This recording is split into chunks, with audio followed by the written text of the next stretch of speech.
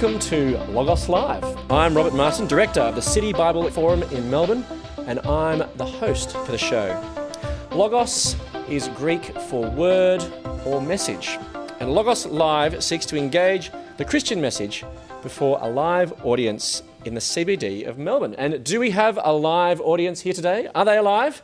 Yes, there's a couple of cheers and so on there. It's fantastic. And we also aim to have a little bit of fun. Who said exploring the big questions of life shouldn't be enjoyable? Now, modern Australian culture has been influenced, for better or worse, by Christianity. In fact, the Christian message dominates the history of Western civilization. And the birth of Christianity can be traced to the events of that first Easter week. Why is Easter so important? How could these events change the world? Over a number of sessions, we'll be engaging the events of that first Easter firsthand. And today we're looking at a parable. But before that, I'd like to introduce someone special. Some say when he eats alphabet soup, the letters in his bowl all align and rhyme. All we know is he's Cam, award-winning poet and performer. Please welcome Cam Simmons. Thanks very much. So I'm actually going to start with the Bible reading today. Luke chapter 20, and it's verses 1 to 19. One day, as he was teaching the people in the temple courts and preaching the gospel, the chief priests and the teachers of the law, together with the elders, came up to him. "Tell us, by what authority are you doing these things?" they said. "Who gave you this authority?" He replied, "I will also ask you a question. Tell me, John's baptism, was it from heaven or from men?" They discussed it among themselves and said, "Well, if we say from heaven, he will ask, well, why didn't you believe him? But if we say from men, all the people will stone us because they are persuaded that John was a prophet." So they answered, "We don't know where it was from." Jesus said, "Neither will I tell you by what authority I'm doing these things." He went on to tell the people this parable. A man planted a vineyard, rented it to some farmers, and went away for a long time. At harvest time, he sent a servant to the tenants so that they would give him some of the fruit from the vineyard. But the tenants beat him and sent him away empty-handed. He sent another servant, but that one also they beat and treated shamefully and sent away empty-handed. He sent still a third, and they wounded him and threw him out. Then the owner of the vineyard said, "What shall I do? I will send my son, whom I love. Perhaps they will respect him." But when the tenants saw him, they talked this matter over. "This is the heir," they said. "Let's kill him, and the inheritance will be ours." So they threw him out of the vineyard and killed him. What will the owner of the vineyard do to them? He will come and kill those tenants and give the vineyards to others. Now, when the people heard this, they said, "May this never be." And Jesus looked directly at them and asked, "Then what is the meaning of that which is written, 'The stone the builders rejected has become the capstone. Everyone who falls on that stone will be broken to pieces, but he on whom it falls will be crushed.'" The teachers of the law and the chief priests looked for a way to arrest him immediately because they knew he had spoken this parable against them, but they were afraid of the people. So I've been reading over that for the last week or so, and I was trying to work on because I know Robert wanted to particularly work on the parable here, but I kept coming back to not the parable, because that's actually a really nice, tight little story, but just what Jesus says just before that. They come up, ask him a question, but he says, "No, I got a question for you." So I call this piece, "Jesus is the Question." And Jesus said, "I want to ask you a question. What's your name? Why are you terrified? Who touched my clothes? Where have they laid him? How many loaves do you have?" And Jesus said, "I want to ask you a question. Do you have eyes and not see? Can the blind lead the blind? Who do people say I am? But what about you? Who do you say I am?" And Jesus said, "I want to ask you a question. Is not life more than food? Is not the body more than clothes? Did not the maker of the outside also make the inside? Why does this generation seek a sign? Why do you not know how to interpret the present time? Why do you not judge for yourselves what is right? And Jesus said, do you love me? Do you love me? Do you love me? And Jesus said, I want to ask you a question. Tell me, don't you understand this parable? No? Then how will you understand any parable? If I tell you about earthly things and you do not believe, how will you believe what I tell you about heavenly things? Please give Cam a round of applause. I'd like to invite our guest today, introduce our guest today, the Reverend Dr. Peter Adam. Peter is Vicar Emeritus of St Jude's Anglican Church in Carlton. And Peter was Principal of Ridley Melbourne for 10 years, and before that was a Vicar of St Jude's for 20 years. Peter has spoken throughout the world and is the author of numerous books, articles and chapters. In 2012, Peter was awarded an OAM for his services to the Anglican Church and to theological education. Please welcome Peter Adam. Well, Peter, we're delighted that you can join us today. It's great to be here. Thanks, Rob. Now, we're engaging the week that changed the world, and we're looking at a parable that Jesus told. Now, we'll chat about that just a second. I might just invite Cam to come back up, because parables are a form of rhetorical device. And we thought we might get some input from our rhetorician, our resident rhetorician, Cam. Now, Peter, parables are different to parabolas, aren't they? I believe so. So, tell us, what exactly are parables? Subversive stories to make people think. Parables are like questions, aren't they? Yeah. It was a great poem, thank you, because it showed that Jesus wanted people to think. Yeah. And if they thought they were cornering him, in a way he was cornering them and saying, well, what are you going to do about all this? Yeah. So parables and Jesus' parables and Jesus' questions do the same thing, I think. Yeah. But it was a clever way to communicate, it wasn't? Because their question is by what authority? He says, I won't tell you. And then he does by means of the parable, in fact. Yeah. So it's a subversive story. So subversive is story. Poetry, therefore, is poetry a form of parable then, Peter? Whoa, should we mix our metaphors? I know. The similarity is the stimulation to think through and reflect, isn't it? To stop and think about it. Yeah. But is it more than just to think, though? Because poets can make you think. Is there a call to action as well? I think there is in poetry, isn't there? That is, there's some kind of response. Poems, anyway, to me, make me not just think, but respond in some way. Is that what you try to do in your poems, Cam? I think yes. Sometimes I think maybe a poem is more just trying to capture even a feeling. So it's not necessarily trying to... doesn't have such a strong message orientation or something. So does this say more about your poems, Cam? They're a bit more airy-fairy. Is that what you're saying? Well, if anything, I'm quite message-oriented, whereas there's one end of poetry that's not message-oriented. It's about even, some would say the musicality of language and meaning gets in the way. So I know some poets actually speak like that. So therefore, that's quite opposite to what a parable is. So there can be, I would say, poems that are parable-like and then poems that are in some ways very anti that. In their concept. Okay. So. But it's true with music and poetry, I think, that to be presented with an emotion which you don't feel at the moment yourself is a challenge to grow, isn't it? Yeah, okay. To embrace that as part of humanity. Yeah, that's right. So in a much bigger sense, that's right. I like that. So Peter, then do you think that's one of the reasons that Jesus spoke in parables? Yes, it's we often think of Jesus as doing rote learning, but it was very subversive rote learning, which you couldn't just think, here's the answer, that's easy. You meant to think, oh, this is serious. I'll have to think about this. And that delayed response, I think, is because the response to be a follower of Jesus is more than, oh, that's a nice idea. It's, I'll have to change who I am to embrace this. Well, maybe we should think more about this particular parable. Thanks very much for your comments there, Cam. And thanks very much for your poem again. Right. Yeah, you can sit down and just think about some more airy-fairy poems or something. There's something that's not going to force us to think too much. So let's talk a bit more about this parable. The context in which Jesus speaks here revolves around questions of authority. Jesus, previous to this story, has just cleared the temple, and the leaders come to him asking, there in verse 2, or sentence 2, tell us by what authority you are doing these things. So why was the question of Jesus' authority important?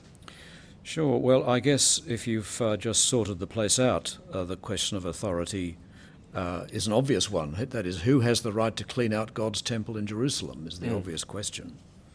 But I think it's very interesting that actually his purpose in being there is teaching the people and preaching the gospel. That is, his purpose is educating the ordinary people. He's interrupted by the chief priests and elders, isn't he? Yes. And they bring a question, by what authority? And they're saying, how dare you be here, really? What did the teachers of the law actually believe? Well, they were worried about John because he was subversive of their authority and because he pointed to Jesus. So if they said John's authority is from God, then the obvious reply is, well, he predicted my coming, talked about my coming, my significance, so why don't you believe me? Yeah. But if they say, no, he wasn't from God, then the people will turn against them. So Jesus corners them very nicely, I think. Why have the people turn against them? Why would that have been an issue? A problem for them? Because then the people would be believing what Jesus said, not what they said. Yes. They're the teachers of the law, they're the authority, and the crowds would turn against them. And their authority is being challenged. That's right. Yes. In this parable, the characters are deliberately and carefully chosen, aren't they? They represent characters in the real world. So walk us through the parable. Who do they represent? The bigger background to the story, I think, is that there's a parable in Isaiah in the Old Testament where God plants a vineyard and then gets very grumpy because it's unproductive. So it's a story with a deeper background, a resonance, I think, behind the obvious words. So the vineyard then is a picture of Israel then, or the people of God? The people of God, I think, yes. Yes. And it's striking that in the Isaiah parable, in Isaiah chapter 5, the vineyard is not productive, and that's bad. But this is a productive vineyard, but the leaders, the tenants, are hanging on to the money. So the edge of the parable is slightly different to the one in Isaiah. And the tenants are like the Pharisees and Sadducees. Right, yes, the leaders, the people who are controlling things, basically. And the man who planted the vineyard would represent God himself. Indeed. And the servants, who would the servants be? I think Old Testament prophets.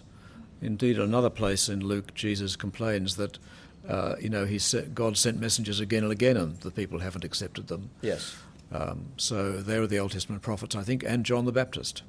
All right. Okay. You think that you'd include John in that? Yes, I would. That's right. List? Yeah. Yes. The Son himself. That must be Jesus because it's a beloved Son. So that tells you in Luke's Gospel this represents Jesus. Yes, and that would be where he then begins to talk about his own authority, perhaps. Yes, that's right. Yeah. And his own dignity. That is, he's not just a messenger, he's the son and heir of the vineyard. He's God's son and heir. So he's actually making a very big claim about himself. At the same time as he predicts what's about to happen to him, that is, he will be killed. What ought these tenants have done? The tenants ought to have honoured the owner and sent the income which the owner had a right to receive. What the leaders didn't do was to welcome the prophets and then welcome the son of the owner. If they'd respected the owner, they would have respected the son. So it's such an upsetting story for them, because if they don't accept the son of the owner, then they're actually rejecting the authority of the owner. Jesus is saying, you're not just going to kill me, but you're rejecting the authority of God who sent me.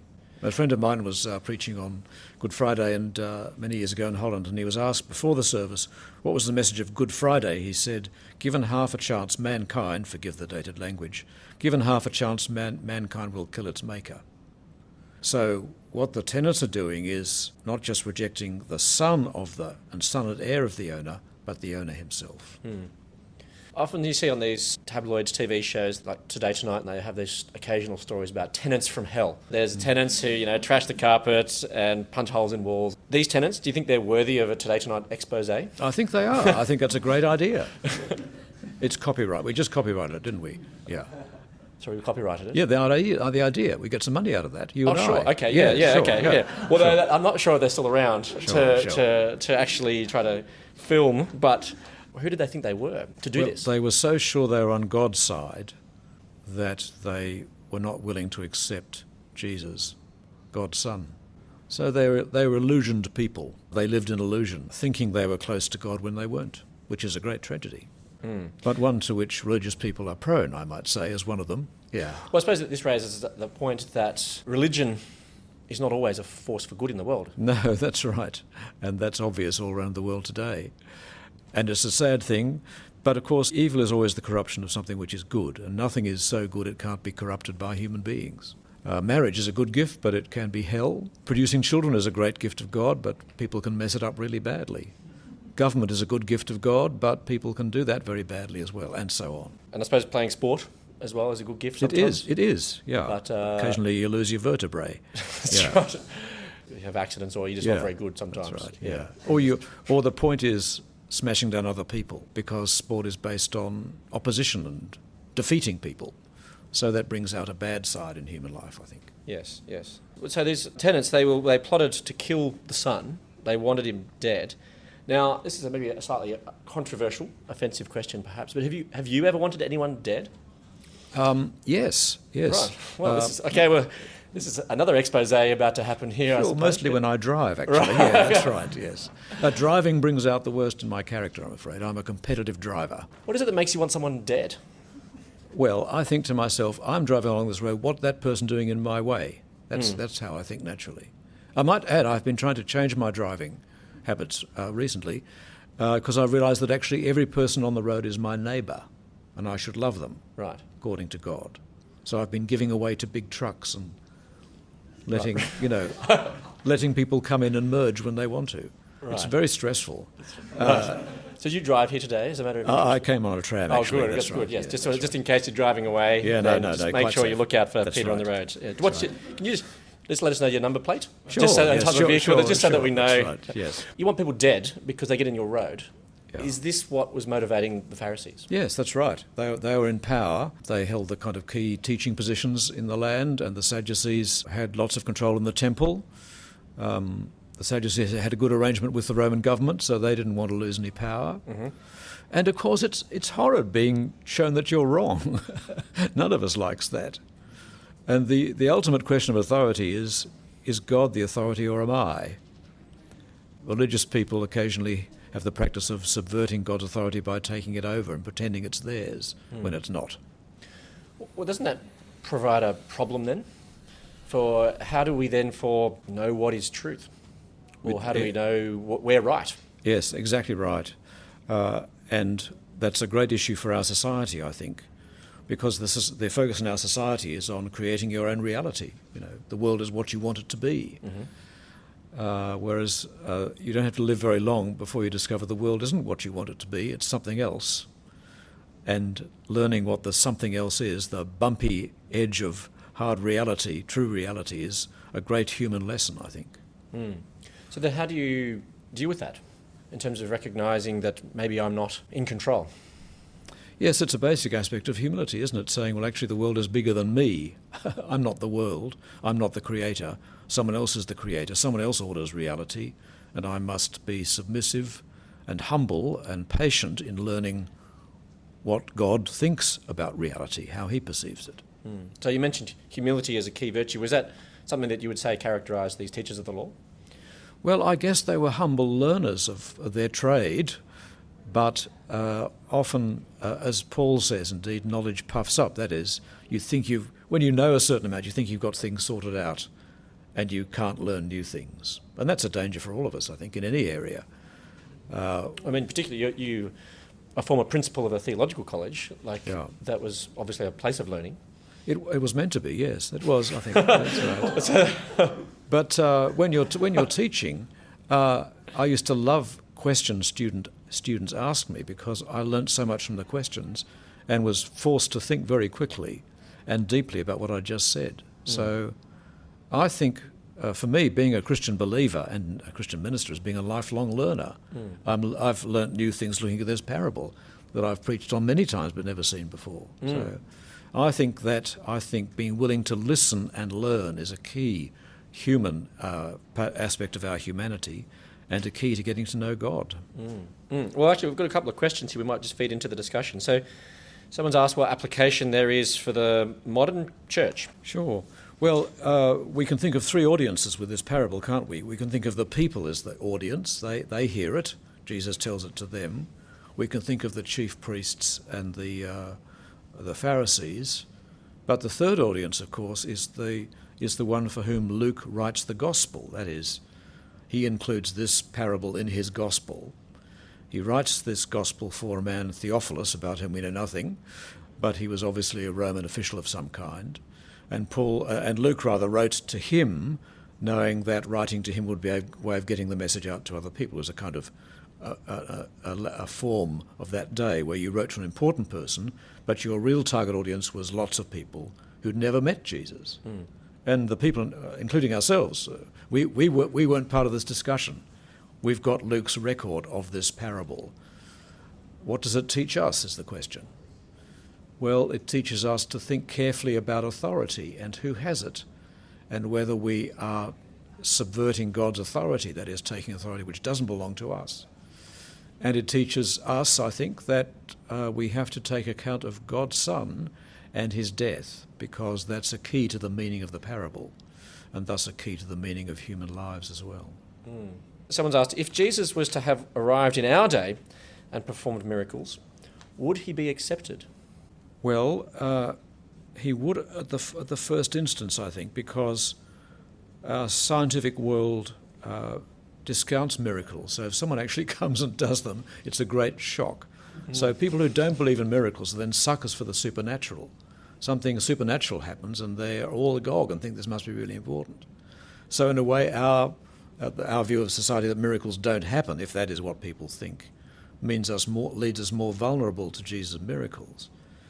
But the point is that Jesus doesn't just do miracles, he teaches people and questions people, as we've seen, and challenges them to change the way they think. Anyone can like a miracle worker as long as you like the miracles. How lovely to have a miracle of feeding, wonderful to have a miracle of healing. We'd applaud those. But the moment Jesus... particularly if there's a free lunch on offer. Exactly right. We could all enjoy a healing and a free lunch. That's right, really that's right. I can fix my back and I can have a prawns for lunch. How does that sound? Yeah. But what we wouldn't like would be Jesus' teaching, I think. That wouldn't be so welcome. Why is that? Because Jesus' teaching challenges everyone to change the way they live and to trust in him and believe in him and accept him as the unique Son of God and Saviour. And whether you're, wealthy or poor or happy or sad, whatever your political view, Jesus would, I think, be a great challenge. Jesus, indeed, is a great challenge. Yes. Well, let's continue our reflection on the parable itself, because the parable doesn't end with the son being dead. So what's the significance of the ending of the parable? Yes, well, actually, the parable ends with what will the over in the vineyard do to them, and you're meant to think, well, the reasonable thing would be to come and get rid of the tenants, basically. That's the obvious thing to do. What else do you do with people who don't pay the money? But the language is very violent, isn't it? Not just throw them out, but kill them and give the vineyard to others. And that's saying that the authority of the Pharisees and Sadducees will soon end, and the authority of Jesus' disciples will replace their authority. So that's a big warning. And the response of the people is, may this never be. That is, they're so shocked at this dreadful ending. And we should see the parable, of course, as an invitation to the Pharisees and Sadducees to repent. That is, the parable isn't happening. The parable's a warning. And as we know, some of them did turn to God and repent of their actions and believe in Jesus Christ later on. So the parable had a good result among the Pharisees and Sadducees. But notice, after the people say, may this never be, it sounds so shocking, Jesus looked directly at them. This isn't the parable. He asked then, what is the meaning of what is written? That is from the Old Testament, from Psalm 118. The stone the builders rejected has become the capstone. That's the warning. The stone. So what's a capstone? Either a stone which is the foundation of a corner, or the capstone which keeps the corner in place. So it's a stability feature of a building. Right. So if you're playing the game, have you ever played the game Jenga? No, I haven't, no. Oh, okay. I've watched other people do it and thought, that doesn't look like me. Right. Yeah. In Jenga, if you pull out one of the bottom pieces on the side, then the whole thing falls over. And that's the purpose of the capstone, is it? That's right, to hold the thing together. And then he adds, everyone who falls on that stone will be broken to pieces. In other words, if you trip over Jesus, that is, if he's an embarrassment to you, a scandal, then if you reject him, you'll be broken in pieces, that is. But he on whom it falls, that is, if a capstone falls on you, that is, you're judged by God, then you're crushed. So he's saying, right in front of you now is a stone which the builders are rejecting, but is actually God has made the capstone the head of the corner. So responding to this parable really depends on your view of Jesus, doesn't it? I mean, if he wasn't who he claimed he was, then you could ignore him. But if he was who he claimed he was, then you need to heed or listen. Yes, that's right. It's like the parable is there's mini parable is people are building, they find a capstone, reject it, throw it away, and people who walk by trip over it, or it crushes them when it falls. So Jesus is saying, what you think about me is of fundamental importance. It's a life and death matter. So how then does this parable relate to the question of authority? Well, he's claiming great authority, isn't he? Because he's saying that your response to him is your response to God. How you treat Jesus is how you treat God. So people who trust Jesus are trusting God, and those who distrust Jesus are distrusting God. Those who neglect Jesus are neglecting God. So you can't have God without Jesus. Jesus is the kind of face of God on earth, if you like, the revelation of what God's like. So what Jesus thinks, God thinks. What Jesus says, God says. What Jesus does, God does. And so here's like, not just that we can think, well, God's a long way away, I can ignore him, but here is God in person in front of us in his Son. And that forces us to a decision. Well, Jesus is either right about that or he's wrong. If he's wrong, what we think about him doesn't matter. If he's right, then we should take him very seriously and thus take his word seriously. Terrific. Well, today we've been seeing something of the vision behind the week that changed the world. And whilst the religious leaders think that they'll win by killing Jesus, they'll ultimately be destroyed. And let me leave you with the Logos for the day. The stone the builders rejected has become the capstone. Please thank our guest today, Reverend Dr. Peter Adam.